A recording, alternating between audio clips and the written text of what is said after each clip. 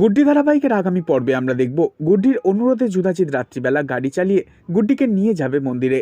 সেই রাত্রিবেলায় মন্দিরে বাবা ভোলানাথের কাছে গান গেয়ে মাথা ঠুকে প্রার্থনা করবে গুড্ডি, কারণ গুড্ডি চায় অনু সেরে উঠুক তাড়াতাড়ি। গুড্ডি যুধাজিৎকে বলবে, বিশ্বাস করুন আমি চাইনি ওনার এভাবে কোনো ক্ষতি হোক, আমি চেয়েছিলাম উনি সুখে থাকুক। কেন এই মিথ্যে বিয়েটাকে সত্যি ভেবে কেন নিজের সর্বনাশ করলো স্যারজি, আমি কিছুতেই বুঝতে পারছি না আজ।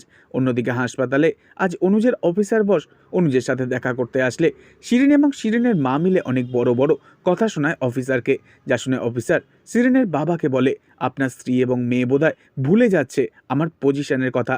এখানে আমি খবর পেয়ে ছুটে এসেছি আমার জুনিয়রের খোঁজ নিতে।